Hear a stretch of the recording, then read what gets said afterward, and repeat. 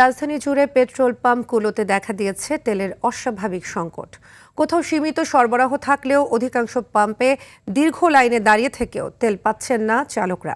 এতে চরম ভোগান্তিতে পড়েছেন সাধারণ মানুষ ও পরিবহন সংশ্লিষ্টরা।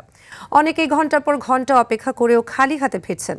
তবে পাম্প মালিকদের দাবি, তেলের কোনো ঘাটতি নেই, বরং অতিরিক্ত চাহিদা ও প্রয়োজনের চেয়ে বেশি মজুদের প্রবণতার কারণেই এই পরিস্থিতি তৈরি হয়েছে। সংশ্লিষ্টরা বলছেন, এতে সরবরাহ ব্যবস্থার উপর চাপ বেড়েছে। এদিকে পরিস্থিতি নিয়ন্ত্রণে ফিলিং স্টেশন থেকে জ্বালানি সংগ্রহে ফুয়েল পাস চালুর উদ্যোগ নিলেও সার্ভার জটিলতার কারণে এখনও তা চালু হয়নি।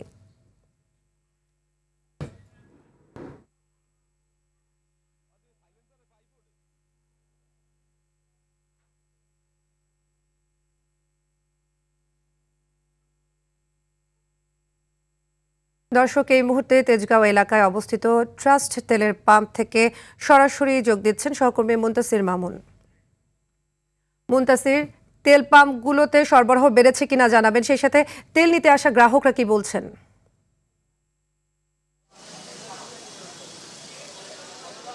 যেমনটি বলছিলেন সাদিয়া, যে আসলে এই ট্রাস্ট ফিলিং স্টেশনে কিন্তু বেশ কিছুদিন ধরেই কিন্তু দীর্ঘ লাইন চলছে এবং সেই লাইনে দাঁড়িয়ে কিন্তু রাত থেকে কিন্তু অনেকে লাইনে দাঁড়িয়ে আছেন এবং তারা কিন্তু বলছেন যে আসলে অনেকে তেল পাচ্ছেন, অনেকে তেল পাচ্ছেন না। পাশাপাশি এই ফুয়েল যেই কার্ড, সেই ফুয়েল কার্ডের কথা যখন আমরা তাদেরকে জিজ্ঞেস করেছিলাম, অনেকেই কিন্তু আসলে ফুয়েল কার্ডের মাধ্যমে টাকা নিচ্ছে, পে করছেন। আবার অনেকেই কিন্তু আসলে এই সার্ভার জটিলতার কারণে কিন্তু আসলে এই যেই ফুয়েল, সেই ফুয়েল কিন্তু পাচ্ছে না। যদি একটু আপনাদেরকে জানানোর চেষ্টা করি যে আসলে দীর্ঘ বেশ কিছুদিন ধরেই কিন্তু আসলে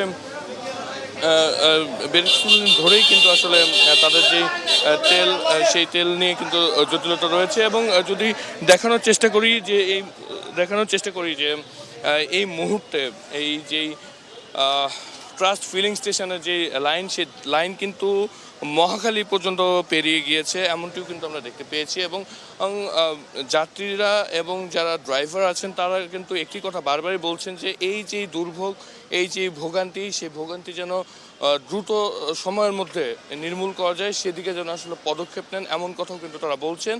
যদি একজন বাইকারের সাথে আমরা কথা বলার চেষ্টা করি যে আসলে আপনারা কতক্ষণ ধরে দাঁড়িয়ে আছেন এবং তেল পাচ্ছেন কিনা? রাতের 11টা থেকে।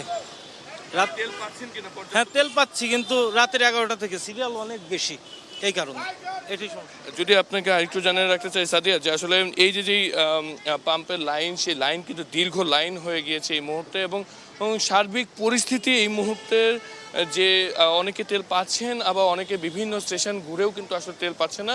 বেশ কয়েকটি স্টেশনেও কিন্তু ঘুরে আসার গল্প কিন্তু আমরা তাদের কাছ থেকে শুনতে পেয়েছি।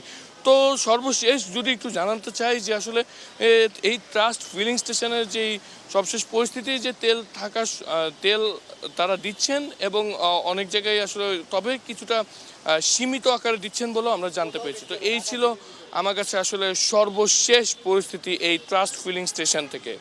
সাদিয়া, ধন্যবাদ আপনাকে।